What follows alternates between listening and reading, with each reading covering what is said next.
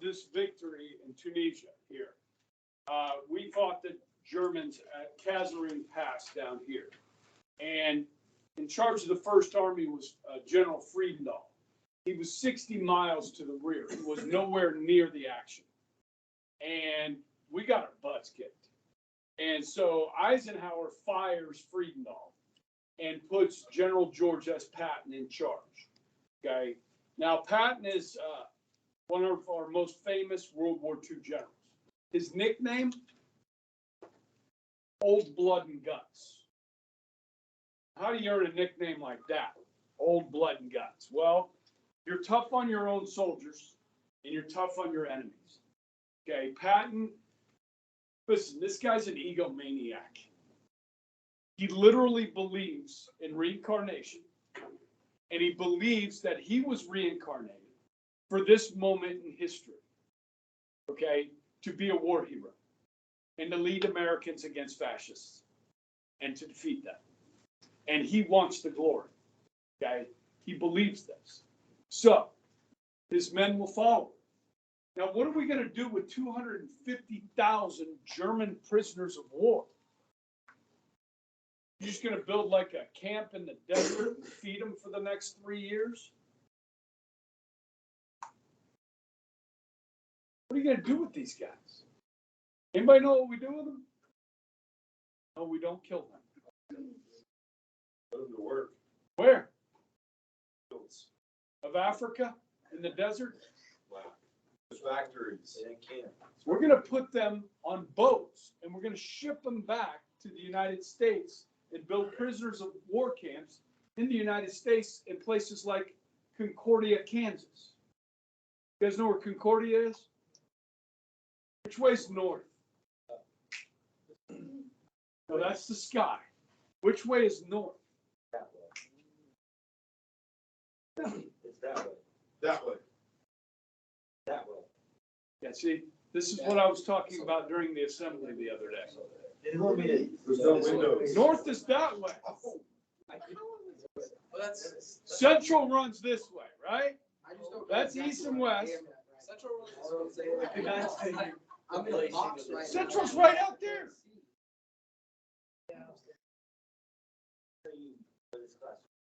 Yeah. That's what I meant, like, I don't know which way I'm facing, like, where I'm at. What? Yes. AC doors are facing AC doors are facing out that way. We're facing out that way? East. That's what. That's north. That's south. That's south. East. Where's West. west? West is that way. Where the sun goes down. Sun, the west. All right. Shh. Concordia. Who knows where that is? You ever driven to Nebraska? Straight up 135. You're going to go through Concordia. Now, we built German prisoner of war camps there. Okay? Illinois, Arkansas, all over the country for these 250,000. Now, what's interesting about this, guys, is in the mornings, yes, they put them to work. They would march out of the POW camps in Concordia and go work on the farms in the area during the day, and then they'd march back in and have dinner, go to bed, and do it over again the next day. But what's interesting here, guys, is a lot of the farmers in Kansas were from where? From Germany. So you had German immigrant farmers that still spoke German speaking to German POWs on their farms. Now, if you weren't German and you saw this going on, you're like, I don't like this. These German immigrants are talking to these German Nazis. You know what I mean? It's a weird dichotomy. Now, Charlie Hale, you guys know Charlie? She's in your class. She's in my 0 hour. Her grandfather was in one of those POW camps in Illinois. Okay, he was a German soldier. It might be a great grandfather. Okay, yeah. Isn't that cool? That's interesting. All right. So, Gallardo. You guys know her? Yeah. Emma's great grandmother had a farm in Concordia. Yeah. So I told her to go, hey, go, and her great grandma's still alive. I said, like, dude, you should ask her about this tonight. Okay. But she knew about the German POWs. Maybe they worked on her farm. Okay. It's an interesting thing. You know what I mean? Like, it's not in your history book. Okay. Oh, these guys were glad the war was over. You know what I mean? Like they got 3 meals a day. They didn't have to worry about dying. You know what I mean? Now, when they got back home, a lot of them, their families were gone because the war was brutal. Okay. All right. So this next slide, guys, just kind of shows what the video did and how this right here is a blow up of this region right here. Okay. So the U.S. forces here, the British forces here. This is where we will capture the Germans. Okay. This is General Eisenhower, General Bernard Montgomery, Monty, British, okay, and General Omar Bradley. Okay, so listen, this next slide shows you the command structure for the European theater. Okay, of course, the President of the United States, Franklin Roosevelt. British Prime Minister Winston Churchill. For the French, Charles de Gaulle, he is in exile. He's not in France anymore. He's in London, okay? They did have some free French forces, some that escaped at Dunkirk and so forth, okay? And then you had the French that were colluding with the Germans that we fought in North Africa, okay? So who do we put in charge? Now, guys, here's the thing. Which country, first of all, which countries are going to send troops to Europe to fight? Obviously the U.S., the British.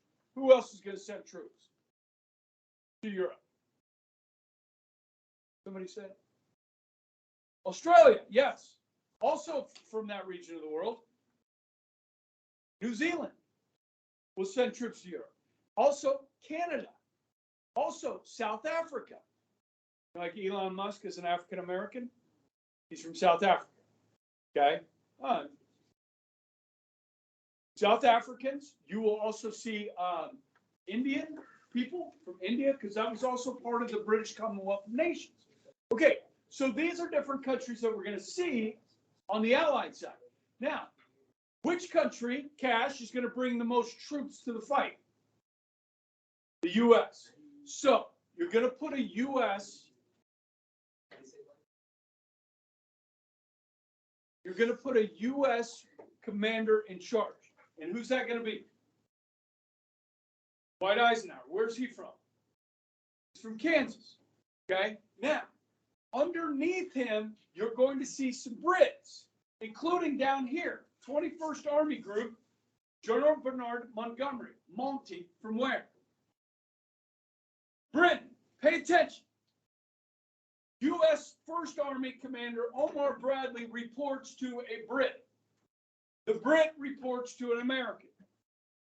So Eisenhower's job is to keep everybody in line and keep everybody happy, because the Americans could just run roughshod and do whatever we wanted, but we wanted to keep everybody involved.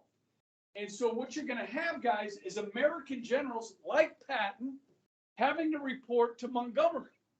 And they don't like this. Listen, it's been 80 years since the Battle of North Africa. 80 years. We're still talking about these men 80 years later. And that's what they wanted. They wanted the glory. They wanted the victory, because they knew they would become the Ulysses S. Grant, the General Sherman, okay, the General Lee, and so forth. They knew that if they could win, their name would never be forgotten. And so they all want the glory. So what you're going to have here, guys, is the British guy that's going to set up. He's going to be in charge of, all right, this is where we're going to attack. The Americans will attack here. The British will attack here. Well, if Monty wants the glory, he can set it up to where he's going to win the victory, not Patton. So you guys we got a genuine testosterone contest going on here. Or put in more crude terms, a pissing contest. Okay, now, ladies, I apologize. But I don't know if these guys did it, but when I was a kid, we used to see who could pee the furthest, okay? It's silly, it's childish, okay? It's a guy thing, right? I'm just thinking of the same. Let's have a loud day. In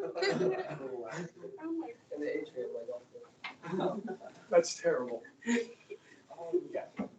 long. You guys can do it, I'm not gonna do this. I'm too old. Okay, so, we're going to Sicily, okay? So, from Tunisia, down here to Sicily. Now, guess who gets to draw up the battle plans? Monty, okay? So, this is the British Eighth Army here. Now, there are Italians and Germans on Sicily.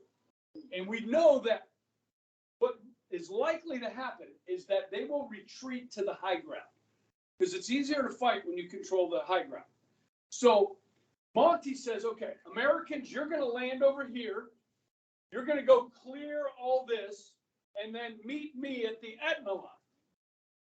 Monty's just got to land here and go straight north. Oh, yes, he has to go over a few hills here, but he doesn't have much obstacles there. So Monty's setting this up so he can get there first and defeat the Germans. This really pisses off Patton. So we get to see Patton in action here, guys. He's going to become a legend. He tells his troops, listen, when we hit the beaches, I want you to go through the enemy. Don't stop. Just keep going through the enemy. Don't hold on to anything. Just kill them and keep moving. Who do you think gets to the Etna line first, Monty or Patton? Patton is there waiting on him. Monty, what took you so long to get here? We've cleared Sicily. Glad you could join us. Now, what the Germans are going to end up doing, guys, is fleeing to the toe of Italy. Okay? And the Italians, they've pretty much had enough. So 5 days after we invade the toe of Italy, this is the toe of the boot of Italy, 5 days after we invade, the Italians will quit. Okay? And switch sides. And Mussolini is out. Now, they put him in prison.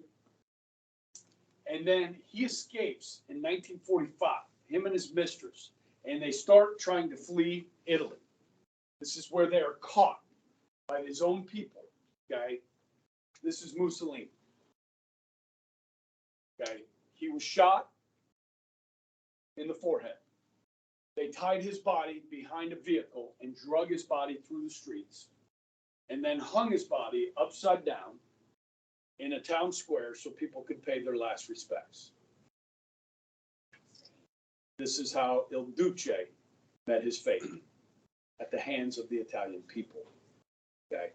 Now you'll notice somebody is hanging next to him. That is his mistress, who met the same fate. Okay. It's bloody. So, 250,000 Allied troops are going to land. This is the largest amphibious invasion in history. Okay. Now, the Royal Navy, the U.S. Navy will help deliver these men. Now, because the Italians drop out of the war, does this necessarily mean that Germany is just going to go home, pack up their bags, and leave Italy? No, because if they give up Italy, the Allied troops can march up through Italy into southern Germany. And they don't want that. So the Germans are going to leave 23 divisions in Italy. And the fighting will last there till the end of the war. Okay, now, we will reach Rome. So the invasion of Sicily starts on July 10th. We will reach Rome June 5th and take Rome June 5th, 1944. So it'll take about 11 months to get from here to Rome. It's not going to be easy. This is some of the worst fighting of the entire war that will take place in Italy. Okay, Sicily went fairly well. There were casualties, okay, but things went pretty well.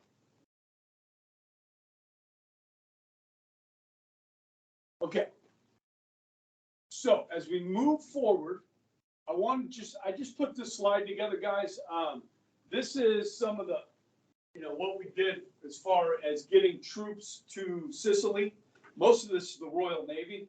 This is a large troop carrier. You could do this. You risk getting this ship stuck on the beach. Okay, but we had the small landing craft as well. This is a large landing craft. Now, what this map up here shows are evacuations that took place in 1940, like Dunkirk, when they got all those people out of France. Okay, so all these British evacuations end in 42, and the invasions begin in 42. So the war is turning in our favor because we're going on the offensive. So right here, Torch is North Africa, Husky, Operation Husky, Sicily, Avalanche, Salerno, Italy, Shingle, Anzio, Italy, and by June 6th of 44, Normandy, France. That is Operation Overlord, which we will detail probably when you get back from Thanksgiving. Okay, so I just kind of put that together. Kind of shows how the war turns in our favor. Okay, so let's look at Italy. I've asked this before. Any of you guys been there? Okay, you went to Rome, and you didn't get. Did you get much out of the countryside at all? Just kind of the city. It's a very mountainous and hilly country. It's absolutely gorgeous, guys. Okay, I have not seen much of the coastal areas. I think that's something we'd like to do next time we go back. But so the British 8th Army is going to land at the toe, and back here by Tarantino, and then here American troops are going to land at Salerno, and then later up here at Anzio, and here's Rome. Okay, so 11 months between here and here. So as I said, the Germans are going to leave behind 23 divisions in Italy to defend it.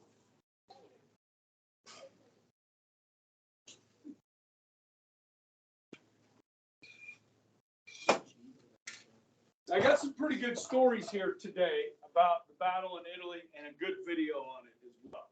Okay, so we'll watch.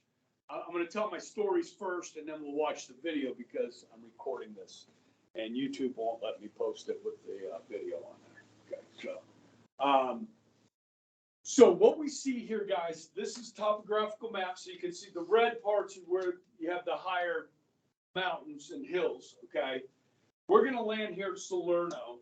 And there's hills right off the coast. So the Germans put up an unexpected defense here. It's brutal. So remember those German 88 millimeter guns I talked about? They're mortars, machine gun nests. This will be really tough. Okay. So this is one of the deadliest campaigns of the war. Now here's the thing, guys. We take Rome on June 5th, June 6th, Normandy. D-Day, we invade France. So everything after Rome in Italy kind of gets lost to history. Everybody's now focusing on what's happening in France and then Germany. But I didn't really realize this until I was in Italy about 3 years ago, that the fighting in northern Italy continued all the way through the war. Okay, and so that's kind of a forgotten history that I want to talk about today a little bit, okay? So each one of these lines, guys, was a line of German defenses that we had to get across, all right? And this is some really difficult stuff. Okay, so last time I was in Italy, we did a tour with a tour group. So we had 25 strangers. You need those notes back up there. With about 25 strangers. It was me and my wife and kids. Okay, so it's 4 of us. And we did 3 days in Italy. We're supposed to do 3 days in Florence and 3 days in Rome. Okay. When we met, the tour guide, she asked us, like, is there anything that's not on the list of things that we're doing that you guys want to do while we're in Italy? And we had a Vietnam vet in our group. And he said, it'd be kind of neat to see something about World War II in Italy. And she said, okay, let me see what I can do. But she didn't tell us. So we were taking a bus from Venice to Florence, which is north of it, Rome. Florence is up in here, okay? And the bus stopped here, which I didn't even know this existed. This is a World War II American cemetery. Now, when I went to Europe the first time in 1999 with my wife before we had kids, one of the places I wanted to go was to Normandy, France, where we did the D-Day landings. And there's a beautiful cemetery there in France with thousands and thousands of American crosses. Okay? I didn't know we had a cemetery like this in central Italy. And so got off the bus and I'm like, oh my gosh, this is an American cemetery. So I talked to the curator of the cemetery because, you know, I'm the history teacher guy and I'm like, I have questions. I want to know.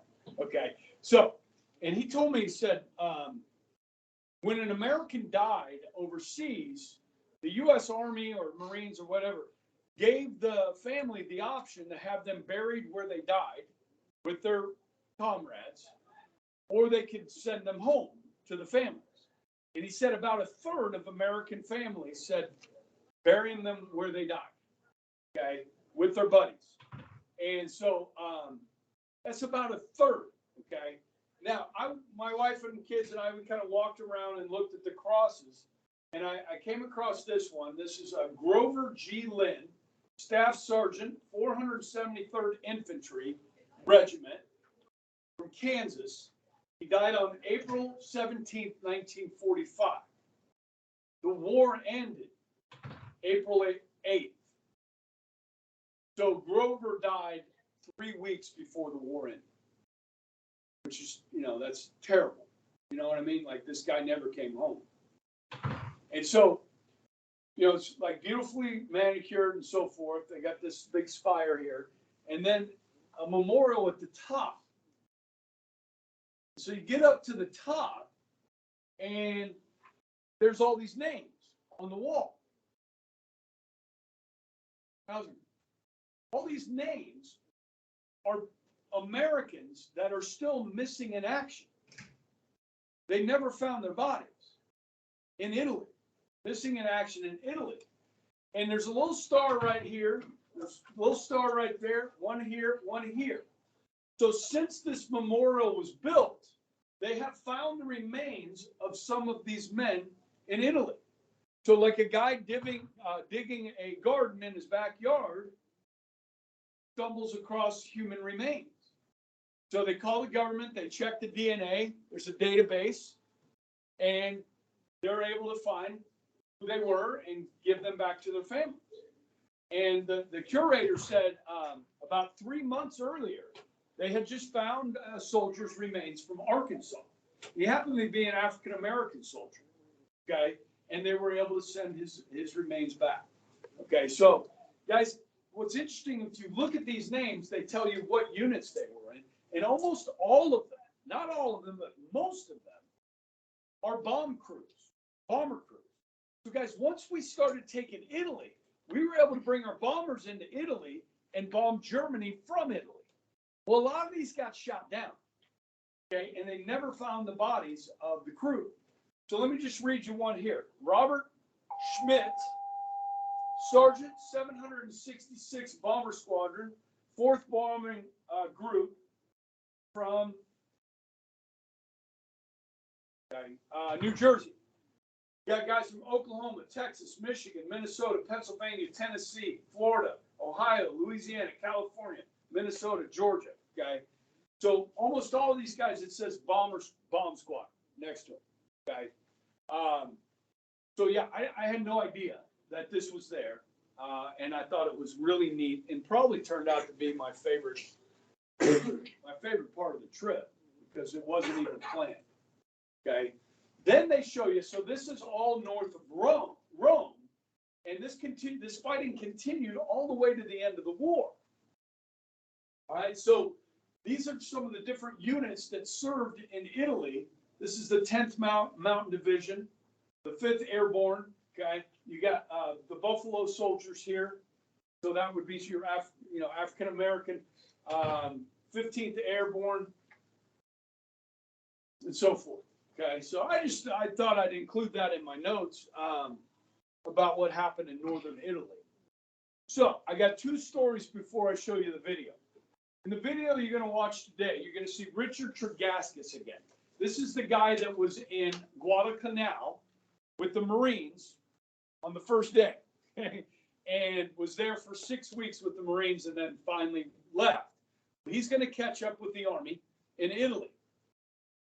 And as the story, I hate to ruin it for you, but he's going to get hit by shrapnel from a German mortar. Now, he's a reporter, he's a journalist, he's a writer.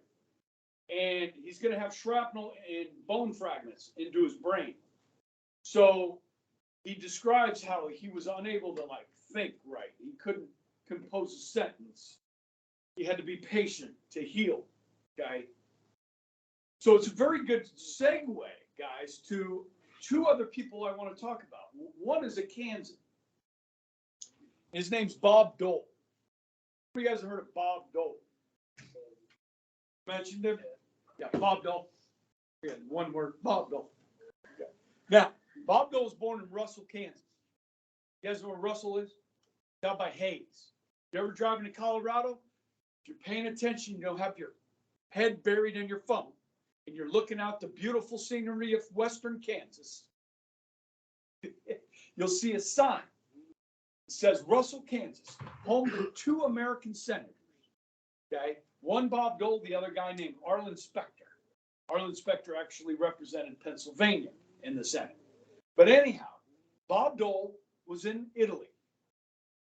Bob Dole, like Richard Tregaskis, was hit by a mortar round. The whole right side of his body was hit by shrapnel. He spent the next 6 months in a hospital recovering. Have I told you this? Okay, you're smiling. Why are you smiling? Somebody snoring? You're not snoring? Oh, it's the other guy. You're snoring. That's not cool. You're distracting. Now, Bob Dole, when he was in the hospital in Italy, 6 months to recover. 6 months. That's how badly he was hurt. Okay. He kept telling people in the hospital, when I get back to Kansas, I'm going to run for Congress when I'm old enough. Okay. And he did. He got back to Kansas. He ran for the House of Representatives, was elected, eventually elected to the Senate, eventually the Senate Majority Leader, and eventually Republican nominee for the President of the United States in 1996. He ran against Bill Clinton and lost. That was Bob Dole. He died 2 years ago. But as a politician, what do? You go out, you shake hands, you kiss babies, right? Well, Bob Dole always carried a pen in his right hand. Okay? Every time he was in public, he had a pen in his right hand because he didn't want people to reach out to try and shake his hand because he couldn't shake your hand from those injuries that he suffered in Italy when he was a teenager. Okay? So he would say, "Hi, I'm Bob Dole. Nice to meet you. Nice to meet you. Good to meet you, Bob Dole. How are you? Nice to meet you." Okay? That's what he did. Okay? He was a politician for 40 years. Good man, Bob Dole. Okay? Now, while he was in the hospital, there was another guy in a bed next to him. This guy was Daniel Inouye. Sounds like a weird name, Inouye. Oh, maybe it's Japanese. Yes, Daniel Inouye was a Japanese American. If you were paying attention to the video yesterday, they talked about how we interned Japanese Americans and put them in camps on the west coast of the United States because we were fearful that they would be more loyal to the Emperor of Japan than to their own country, the United States, because most of these people were citizens. Now, some of you guys that did the homework and did the homework well, you wrote about that on your homework. Yes? Executive Order 9066 allowed for the internment of Japanese Americans, German Americans, and Italian Americans. Okay? Now, the U.S. government had the audacity to go to these camps where we had the Japanese and ask the young men your age, hey, how do you feel about like joining the army and going and fighting for your country? Well, we have your families behind barbed wire. You know what they said? A lot of them? Yeah, we'll go fight for our country and we'll prove to you that we love this country. So they were fighting with a chip on their shoulder. Now, for obvious reasons, guys, they're not going to send these men to the Pacific. They send them to Italy. This regiment is called the 442nd Regiment, all Japanese American. This is one of their platoon leaders, Daniel Inoue. Okay? Now, I'm going to read this to you. He's going to win the Congressional Medal of Honor for his actions in Italy. So, follow along if you will. On April 21st, 1945, just about 3 weeks before the war ended, Inoue was grievously wounded by leading an assault on a heavily defended ridge near San Terenzo in Tuscany, Italy, called the Cala Mastello. The ridge served as a strong point of the German fortifications known as the Gothic Line, the last and most unyielding line of German defensive works in Italy. As his platoon, he led his platoon in a flanking maneuver. 3 German machine guns opened fire from covered positions 40 yards away. Okay, put yourself out on the field out of the stadium. 40 yards. About 120 feet, right? 3 machine gun nests. Pinning his men to the ground, Inoue stood up to attack and was shot in the stomach. Ignoring his wound, he proceeded to attack and destroy the first machine gun nest with hand grenades and his Thompson machine gun. When informed of the severity of his wound, he refused treatment and rallied his men for an attack on the second machine gun position, which he successfully destroyed before collapsing from blood loss. As the squad distracted the third machine gunner, Inoue crawled towards the final bunker, coming within 10 yards. As he raised himself up and cocked his arm to throw his last grenade, the German soldier fired a rifle grenade, which struck his right elbow, nearly severing most of his arm and leaving the prime grenade reflexively in his right hand that clenched in his fist that suddenly didn't belong to me anymore. Inoue's horrified soldiers moved to his aid, but he shouted from the stay back out of fear that he would involuntarily relax and drop the grenade. While the German inside reloaded his rifle, Inoue pried the live grenade from his useless right hand, transferred to his left. As the enemy soldier aimed his rifle, Inoue tossed the grenade into the bunker and destroyed it. He stumbled to his feet and continued forward, silencing the last German resistance with a left-handed burst from his Thompson machine gun before being wounded in the leg and tumbling unconscious to the bottom of the ridge. He woke to see the worried men of his platoon hovering over him, and his only comment before being carried away was to order his men back to their positions, saying nobody called off the war. Daniel Inoue was in the hospital bed next to Bob Dole. When Bob Dole kept talking about running for Congress back in Kansas, Daniel Inoue got a bug in his head. When he went back to Hawaii, he ran for Congress. They were both elected to the House, and then they were both elected later to the United States Senate, where they served together, one a Democrat, one a Republican, for over 25 years. Both have since passed. Bob Dole passed away about 2 years ago, Inoue about 5 years ago. Okay. Bob Dole became the Senate Majority Leader. Daniel Inoue became the Senate President pro tempore, which is the longest serving member of the majority party. He was a Democrat, okay, which is fourth in line to be president in the United States. That's good stuff, okay? Love that story, all right? So, guys, Italy will eventually be victorious, but not till the end of the war. I mean, it just continues, okay? And not many people kind of realize it. You think after Rome, it's all good. No, it wasn't all good. A lot of guys died. And a lot of them are buried there in outside of Florence. Good stuff, man. Good stuff. All right. I don't even know what's on the next slide. Okay.